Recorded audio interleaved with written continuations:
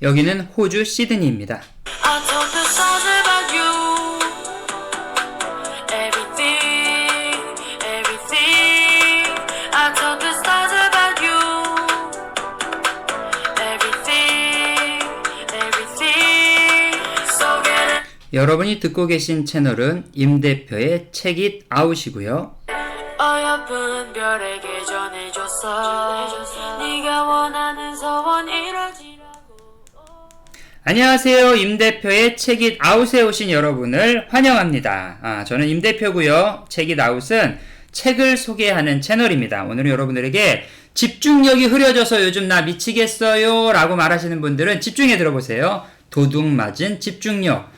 제가 이 책의 제목이 너무 재밌는 거예요. 그래서 이 책을 오늘 여러분들과 같이 나눠보도록 하겠습니다. 집중력 위기의 시대, 삶의 주도권을 되찾는 법, 잃어버린 집중력 되찾기 프로젝트로 모시겠습니다. 자, 이 책의 제목글 다시 한번 읽어드릴게요. 도둑 맞은 집중력. 말씀드린 것처럼 집중력 위기의 시대, 삶의 주도권을 되찾는다. 요한 하리라는 지은이가 만들었고요. 김하연 님이 옮기셨습니다. 어크로스에서 2023년 4월 28일 날 나왔네요. 자, 그러면 또 저자를 조금 소개해 드려야겠지요. 자, 도둑맞은 집중력, 물어봐줘서 고마워 등 총 31종의 책을 출간하셨습니다. 오늘 시드니 날씨는요, 아주 좋습니다. 겨울이고요. 계속 읽어드릴게요. 영국 엠네스티 인터내셔널을 인정한 저널리스트이자 뉴욕타임즈 베스트셀러 작가이다. 요한 하리는 런던 캠브리지의 킹스칼리지에서 사회과학과 정치과학을 전공했다. 현재 뉴욕타임스, 로스앤젤레스 타임스, 가디언에 글을 기고하고 있는 저널리스트로 활발하게 활동하고 있으며 콩고 내전과 두바이의 인권남용을 적나라하게 보도해 영국 엠네스티 인터내셔널이 뽑은 올해의 저널리스트에 2번이나 이름을 올렸다. 이분은 작가이기도 하지만 사회적인 문제를 갖다가 잘 파악하시는 저널리스트이십니다. 자, 작가에 대한 이야기가 좀 재밌으니까 좀 더 읽어드릴게요. 그는 멕시코 마약 조직의 청부 살인업자를 직접 찾아가 인터뷰를 할 정도로 열성적인 언론이다. 마약과 약물 중독에 관한 저서 비명의 추격, 약물 전쟁의 처음과 끝은 뉴욕타임즈 베스트셀러가 되었고 영어감독 조 로스가 영어화를 준비 중에 있다. 그의 테드 강연 중독에 대해 당신이 아는 모든 것은 잘못됐다. 자, 여러분 요거 한번 꼭 보셔요. 테드의 중독에 대해 당신이 아는 모든 것은 잘못됐다. 이거와 이를 바탕으로 제작한 애니메이션은 2천만 뷰 이상의 조회수를 기록할 만큼 화제를 모으고 있다. 왜냐면 중독이 요즘 많은 사람들이 어려움에 많이 빠지게 하잖아요. 근데 이것이 기존에 알고 있던 생각과 좀 다르다라는 걸 이 책에서 얘기를 하더라고요. 자세한 내용은 잠시 후에 말씀드리고요. 자, 작가 소개 조금 더 해볼게요.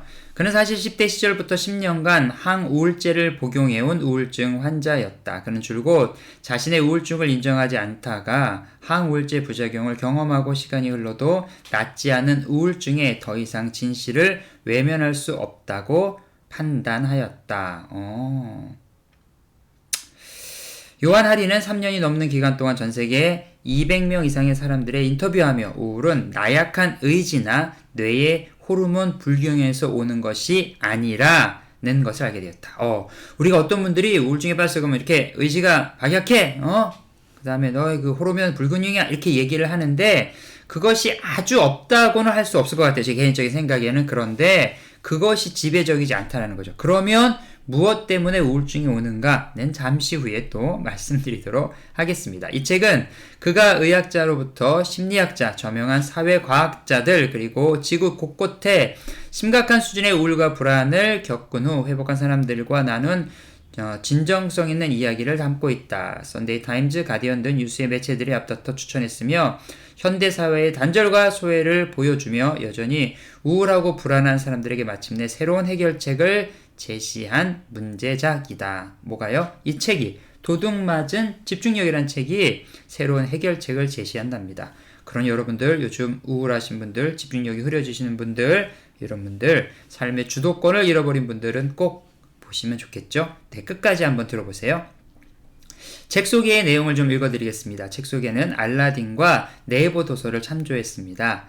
우리는 집중하지 못하고 산만해지는 것이 흔히 스마트폰과 같은 디지털 기기에 대한 자제력을 발휘하지 못하는 개인의 실패라고 생각한다. 그러나 그렇지 않다. 저자는 현재 우리가 겪고 있는 집중력 문제가 현대사회의 비만율의 증가와 유사하다고 설명한다. 정크푸드를 중심으로 한 식품 공급 체계와 생활 방식의 변화가 비만율 증가를 만든 것처럼 집중력 위기의 광범위한 증가도 현대사회 시스템이 만들어낸 유행병과 같다는 것이다. 첫 번째 여기서 중요한 얘기를 하고 있어요. 뭐냐? 집중력이 떨어지는 것이 정크푸드 때문이라는 거예요. 와우. 정크푸드, 맥도날드 맛있긴 한데 어떻게 해야 되지? 어쨌든 간에 뭐 이런 것들 정크푸드 덕분이라고 얘기하는 거 좀 그렇다. 그쵸? 정크푸드 때문에 집중력이 떨어지고 있다. 자, 이 과정에서 저자는 인간의 주의력을 빼앗는 꼼수를 발견한 실리콘밸리의 반체제 인사, 강아지에게 ADHD를 진단한 수의사, 심각한 집중력 위기에 빠진 리우의 빈민가, 놀라운 방식으로 노동자의 집중력을 회복한 뉴질랜드의 한 회사까지 종횡무진한다. 이런 예화들이 있다는 거지, 이 안에. 책 속에. 그리고 이러한 광범위한 집중력 위기에 수면의 부족, 독소의 붕괴, 테크 기업들의 주의력 조종과 약탈 등 12가지 원인을 작용하는 것을 발견한다. 집중력이 떨어지게 하는 것이 그냥 한 가지의 의미가 아니라 어떻게 보면 뒤에서 이렇게 조종하는 세력이 있을 수도 있다라는 것처럼 이 책은 말하고 있습니다. 자, 목차를 좀 살펴볼게요. 크게 여기서 얘기한 것처럼 12개의 큰 주제와 작은 소제목들이 있는데 내용이 좀 길어요. 근데 제가 다는 아니고요. 중요한 포인트들만 좀 몇 개 읽어드리고요. 자세한 내용은 유튜브 밑에 설명란에 올려드리도록 하겠습니다. 목차, 프롤로그, 우리의 집중력이 실제로 일어나고 있는 일들, 집중력 문제와 비만의 증가율의 공통점, 이거 너무 중요하죠. 그 다음에 1장엔 너무 빠른 속도, 너무 잦은 멀티태스킹, 이런 것들로 집중력 한계에 우리가 부딪힌다. 지난번에 소개시켜드린 원띵이라는 책에서도 멀티태스킹이 결코 좋은 게 아니다라는 얘기를 하고 있는데 여기도 또 그것들에 대한 얘기들을 좀 하고 있어요. 또 2장에서는 몰입의 손상, 똑같은데요. 원띵, 몰입, 스키너의 비둘기와 미하이의 화가, 그리고 여러가지 몰입에 대한 이야기들이 좀 있고요. 3장에는 잠들지 못하는 사회라는 제목을 가지고 있습니다. 그 다음에 4장에는 소설 순환시대라고 얘기해서 긴 텍스트를 읽지 못하는 능력이 떨어지는 일.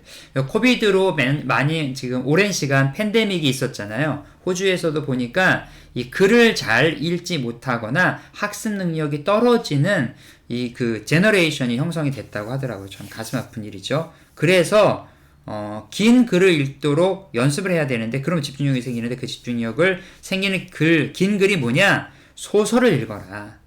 흥미진진하죠? 소설을 읽으면 장기적으로 이 긴 글을 읽고 집중력이 생긴다라는 얘기를 하고 있어요. 5장은 딴 생각에 대한 새로운 연구가 말해주는 것이라는 제목이 있고요. 6장은 우리를 추적하고 조종하는 테크 기업들. 이거 재밌더라고요. 집중력 파괴는 그들의 산업의 모델이다. 이게 무슨 얘기냐면 이 테크 기업들이 우리를 집중하지 못하게 만든다는 거예요. 자세한 내용은 제가 잠시 후에 책 속에 있는 내용에서 설명해 드리도록 하겠습니다. 자, 7장 산만함에 불을 지피다. 집중하지 못하는 사회. 이것도 또 테크 기업에 대한 얘기들. 이게 누구에게 또 알고리즘에 대해서 또 이런 얘기들이 좀 나오고 있어요. 그 다음에 8장 작고 얄팍한 해결책. 문제는 내 안에 있어 라고 하는 말은 틀린다. 왜냐면 주변의 영향력 때문에 우리가 이렇게 당하고 있는 거라는 거죠. 9장 근본적인 해결책은 처음으로 목격하다. 저커버그는 왜 과학자들의 연구 결과를 무시했는가. 저커버그가 싫어한 접근법. 약간 페이스북에 대해서 안티적인 생각을 가지고 있는 것 같아요. 이분이. 10장 스트레스와 만성적인 각성 상태. 자, 방해 요인에 대한 것들이 어떤 것이 있는가를 얘기를 하고 있고요. 잘 아는 것처럼 핀란드 기본소득 실험이 말해주는 것들이란 챕터도 이 안에 있습니다. 11장 우리 사회의 논리에 정면으로 도전한 장소들, 주 4일 근무하는 사람들에 대한 이야기가 좀 되어 있어요. 12장 값싸고 형편없는 식단, 허리둘레, 심장, 그리고 집중력을 파괴하는 음식들, 이 음식에 대한 것들 많이 얘기하더라고요. 멕시코에서 날아온 어린이의 MRI 사진, 그러니까 뭐라 그러죠? 이렇게 개발도상 국가들에 있어서 이렇게 좋지 않은 영양 그 공급원이 아이들에게 또 사람들에게 집중력을 해치도록 만든다는 거죠. 13장 잘못된 ADHD 진단, 유전자 탓을 하는 동안 우리 아이에게 실제로 벌어지는 일들은 무엇인가. 그래서 아이들 요즘 ADHD에 대한 판정을 많이 받잖아요.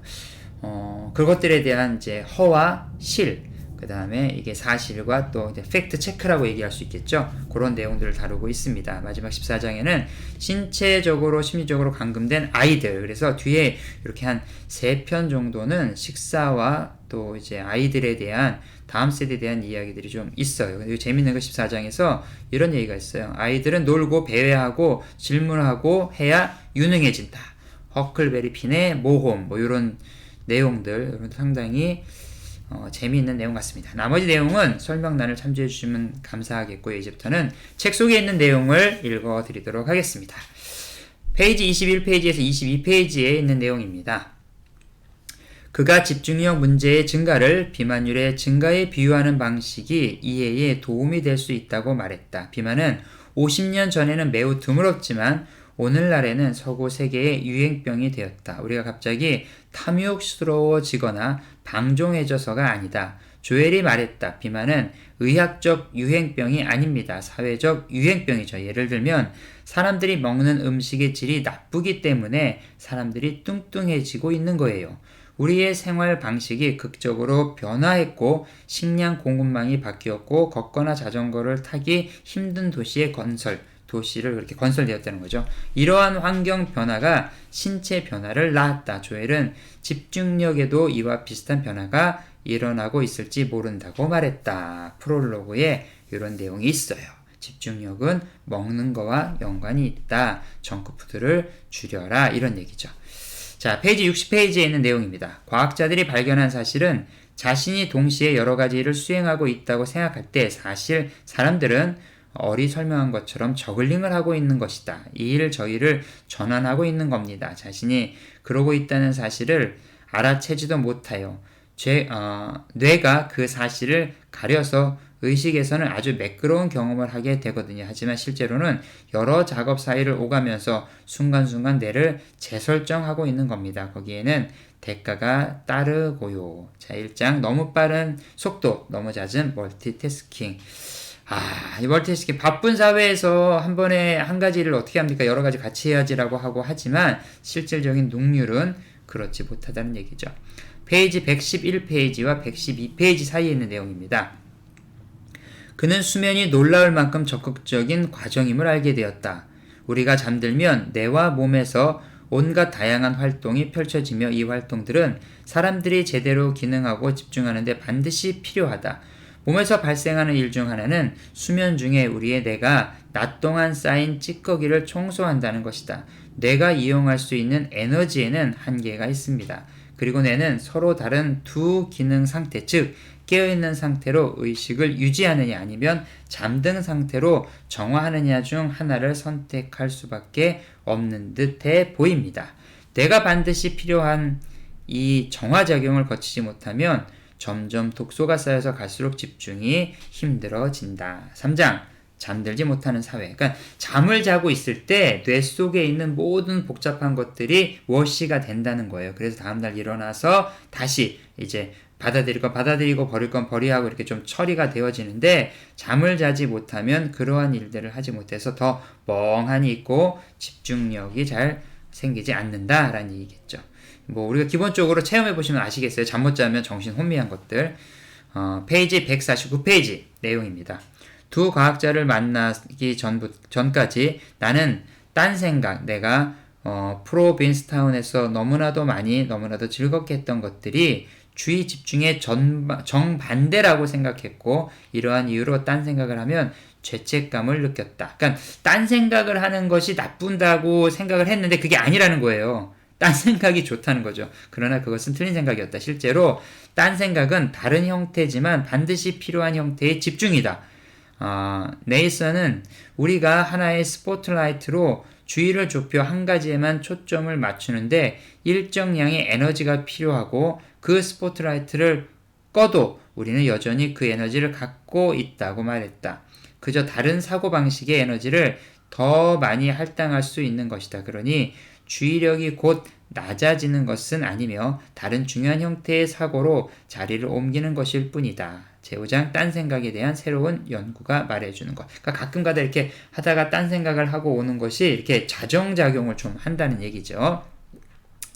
저 딴 생각을 많이 하는데 좋은 건가? 자, 페이지 175페이지에 있는 내용을 또 읽어드리겠습니다. 이거 아주 흥미진진합니다. 시간이 갈수록 트리스타는 구글을 비롯한 거대 테크 기업들이 아무렇지 않게 10억 명의 인구의 주의력을 좀먹고 있다는 사실에 충격을 받았다. 소름. 어느 날 그는 한 엔지니어가 신이 나서 하는 말을 들었을 것이다. 이메일이 올 때마다 핸드폰이 울리게 하면 어때? 모두가 전율했을 것이다. 그리고 몇 주 뒤 전 세계 핸드폰이 주머니 속에서 울리기 시작했고 점점 더 많은 사람들이 지메일을 전보다 더 많이 들여다보게 되었다. 이런 기능을 넣어서 구글과 지메일과 테크 기업들이 자기들한테 이렇게 더 집중하도록, 그래서 우리의 집중력을 빼앗아 간다는 거죠. 자, 6장 우리를 추적하고 조종하는 테크 기업들에 대한 내용이었어요. 자, 이번에는 페이지 276페이지에 있는 내용입니다. 자, 내용이 이 안에 있는 내용이 좀 많은데 오늘 그래도 너무 좋아서 제가 이거 읽어드려야겠어요. 네이트는 자신이 집중력에 관한 핵심 사실을 발견하고 믿었다. 그 사실은 평상시 주의를 기울일 수 있으려면 반드시 안전하다고 느껴야 한다는 것이다. 집중하려면 시야에서 곰이나 사자 또한은 현대 위험물을 찾는 머릿속 부위의 전원을 끄고 하나의 안전한 주제에 빠져들 수 있어야 한다. 10장 스트레스와 만성적인 각성 상태. 집중력 중요합니다. 페이지 311페이지에 있는 내용도 읽어드리겠습니다. 만약 당신이 자동차 엔진에 샴푸를 넣는다면 엔진이 고장났을 때 고개를 갸우뚱하지 않을 겁니다. 그러나 서구 전역에서는 인간의 연료로 쓰이던 것과는 매우 동떨어진 물질을 매일 자기 몸에 밀어넣고 있다. 대일은 집중력을 유지하는 것이 신체의 과정이며 이 과정이 일어나려면 우리 몸이 특정한 일들을 할 수 있어야 한다고 말했다. 그러므로 몸에 필요한 영향을 주지 않거나 오염물질을 몸에 잔뜩 밀어넣는 것에 대해서 몸에 지장을 준다면 집중력도 영향을 받을 것이다. 12장 값싸고 형편없는 식단. 값싸고 영양 많은 식단은 너무 좋겠는데요. 그렇지 않고 값싸고 형편없는 식단은 뇌에 영향을 많이 준다는 거죠. 자, 페이지 396페이지. 이 책이 440페이지가 넘어요. 그래서 조금 내용이 많습니다.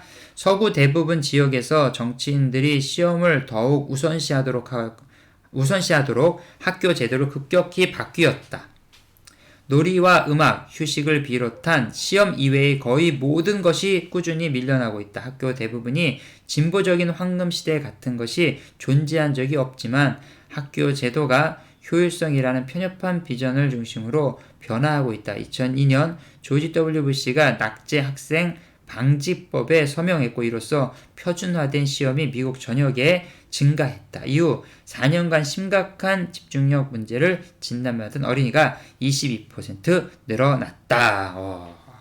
어떤 기준을 정해서 그 기준에 다 그냥 끌어올리려고 하다 보니까 놀이와 음악이나 휴식은 사라지고 공부에 열심히 집중을 하다 보니까 집중력이 생긴 것 같지만 사실은 그렇지 않았다는 거죠. 14장 신체적으로 심리적으로 감금된 아이들에 대한 이야기입니다. 여러분, 아이들은 놀아야 합니다.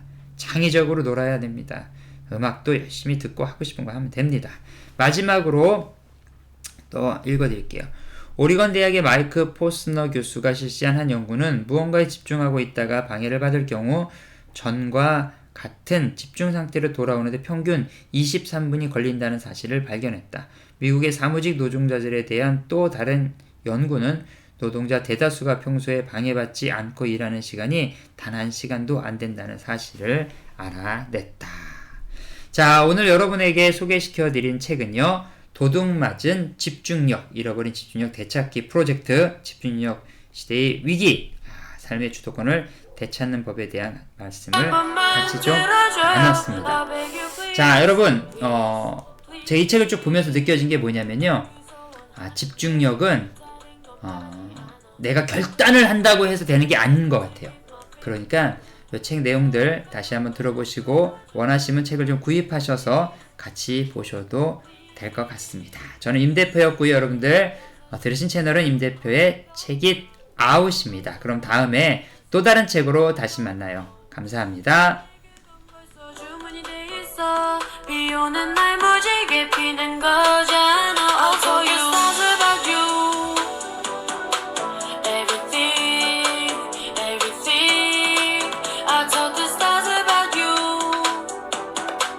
Everything, everything. So get it.